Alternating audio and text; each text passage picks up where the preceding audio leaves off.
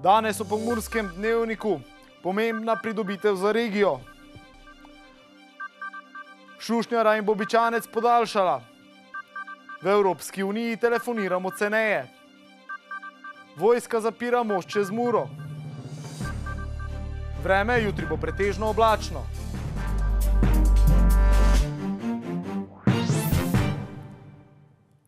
Spoštovane gledalke, cenjeni gledalci, lepo pozdravljeni. Stolp Vinarium je Lendavo postavil na svetovni turistični zemljevid. Od časa delovanja ga je obiskalo že okoli 340.000 obiskovalcev.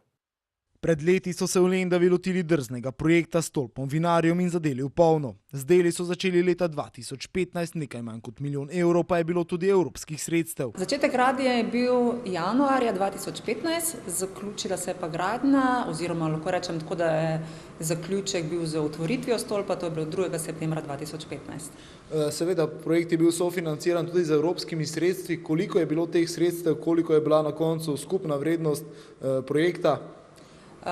Sofinancerski delež sredstev je bil okrog 950.000, celotna vrednost projekta oziroma te naložbe, kjer smo danes, je pa bila okrog 1.700.000. Brez evropskih sredstev danes obiskovalci v Lendavi ne bi mogli uživati v razgledu na 4 države. Sigurno so sredstva pripomogla k temu, da je ta objekt lahko bil zgrajen, kajti brez teh sredstev realizacija ne bi mogla biti izvedena. Vinarium je Lendavo postavil na turistični zemljevid. Lahko rečemo, da je razgledni stolp Vinarium Lendava pozicioniral Lendavo na sam turistični zemljevid, da ljudje, Slovenci oziroma izven meja, vejo, da v Sloveniji obstaja tudi čudovita pokrajina, lep vinorodni podokoliš Lendavske Gorice, ki navdihuje z lepo pokrajino, dobro kulinarično ponudbo in da jim je tudi tu tukaj na voljo. Naj povem še to, da je stolp do danes obiskalo okrog 340.000 obiskovalcev, kar je res lepa številka in pred tem stolpom si takega obiska na tej lokaciji nismo mogli obetati. Naložba se je ob tem že povrnila. Doslej se je izkazalo, da je naložba vredna vsega denarja, ki se je seveda že tudi z finančnega vidika tudi povrnil v tej operaciji projekta Razgledni stolp.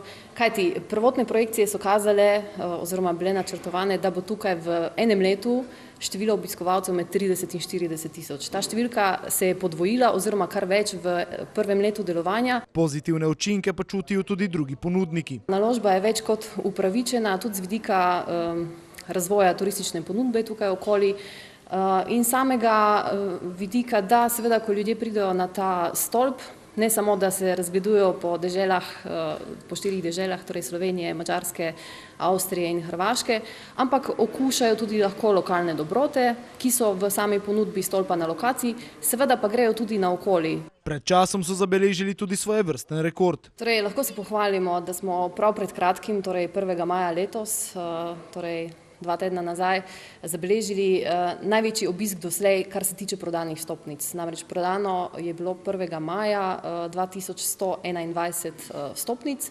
Seveda ljudi na lokaciji je bilo pa še bistveno več, kajti tisti dan smo seveda se na to seveda tudi pripravili, saj smo vedeli, da so prvomajski dnevi nekako najbolj obiskani strani turistov oziroma obiskovalcev. Vas, gledalke in gledalci, pa ob tej priložnosti vabimo k vpisu na spletno platformo tokratgremvolit.eu, kjer boste izvedeli vse potrebne informacije o prihajajočih evropskih volitvah. V zadnjih dneh niso aktivni samo nogometaši. Na igrišču pestro je tudi v pisarnah soboškega prvoligaša. Vodstvo kluba je podaljšalo pogodbi s pomembnima členoma prve ekipe. Iz Fazanerije pred današnjo tekmo z Aluminijem prihajajo nove pozitivne novice. Kot je na družbenem omrežju Instagram razkril kar sam igralec, je Luka Bobičanec s črno-belimi podaljšal pogodbo za 3 leta.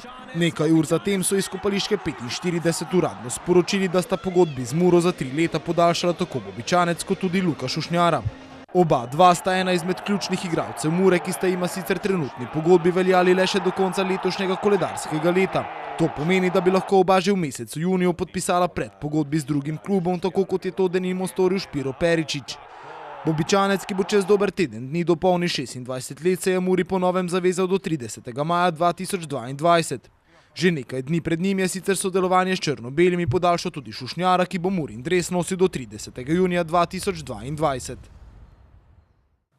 Od danes veljajo nove omejitve najvišjih cen za vse mednarodne klice in sporočila SMS znotraj Evropske unije. Določitev novih zgornjih cen za mednarodne klice in sporočila SMS znotraj Evropske unije, ki sledi odpravi stroškov gostovanja junija 2017, je del reforme telekomunikacijskih pravil Evropske unije, s katero med drugim želijo izboljšati usklajevanje elektronskih komunikacij. Nova pravila za mednarodne klice odpravljajo velike razlike v cenah, ki so prej obstajale med državami članicami. V povprečju je bila standardna cena klica iz fiksnega ali mobilnega omrežja znotraj Evropske unije trikrat višja od standardne cene notranjega klica, standardna cena za sporočilo SMS znotraj Evropske unije pa več kot dvakrat višja od notranjega sporočila SMS. Potrošnice in potrošniki bomo po novem za klic iz svoje države v drugo državo Evropske unije plačali največ 19 centov na minuto, za sporočilo SMS pa največ 6 centov. V soboto 11. maja se je tudi na širšem območju letališča Rakičan začela prva v nizu regijskih vojaških vaj, takojšen odgovor. Regijske vaje letos potekajo pod skupnim geslom Močnejši skupaj. Do jutri se bo med Dokležovjem in letališčem v Rakičanu odvijalo skupno vojaško urjenje slovenske in zavezniških vojsk, ki bo vključevalo zračne desante in streljanje z manevrskim strelivom. Občasno bo oviran promet na regionalni cesti Dokležovje-Veržej.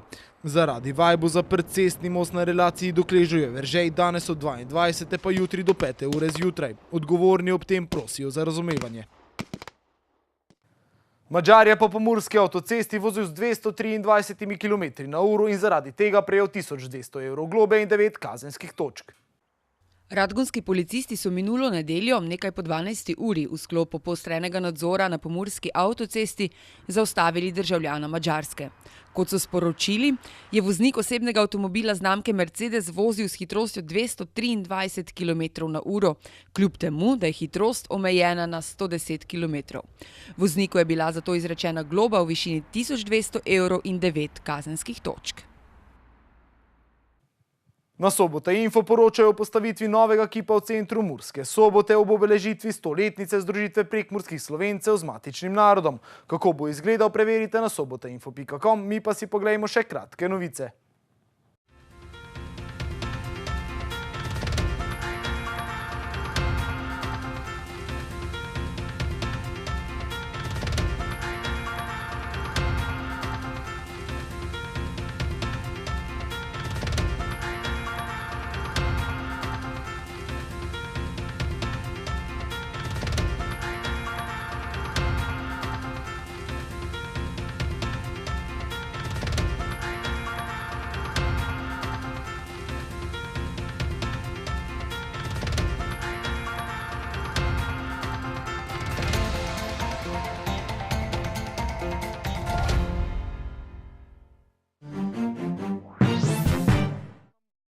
Jutri bo na Primorskem zmerno občasno pretežno oblačno in suho.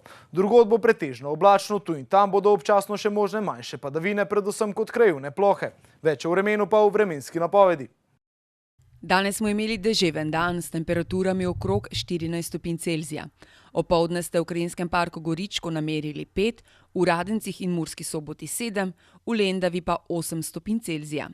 Jutri bo na Primorskem zmerno, občasno pretežno oblačno in suho. Drugod bo pretežno oblačno, tu in tam bodo občasne še možne padavine, predvsem kot krajevne plohe. Najnižje jutranje temperature bodo v severovzhodni Sloveniji, torej v Murski Soboti in Mariboru okoli 7, dnevne pa okoli 14 stopinj Celzija.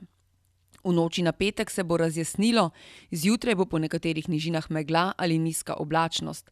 V petek bo delno jasno s spremenljivo oblačnostjo, popoldne bodo nastale posamezne plohe. Ponekod bo zapihal južni veter. Topleje bo. V soboto dopoldne bo na vzhodu delno jasno, popoldne se bo tudi tam pooblačilo. Drugod bo spremenljivo do pretežno oblačno, sredi dneva in popoldne bodo nastajale krajevne padavine, ki bodo pogostejše v zahodni Sloveniji. Temperature v naših krajih se bodo zjutraj gibale okrog 9 stopinj, čez dan pa od 18 do 22 stopinj Celzija. Toliko smo vam pripravili v današnjem Pomurskem dnevniku. Za več informacij obiščite našo spletno stran. Bodite v naši družbi in nasvidenje do prihodnjič.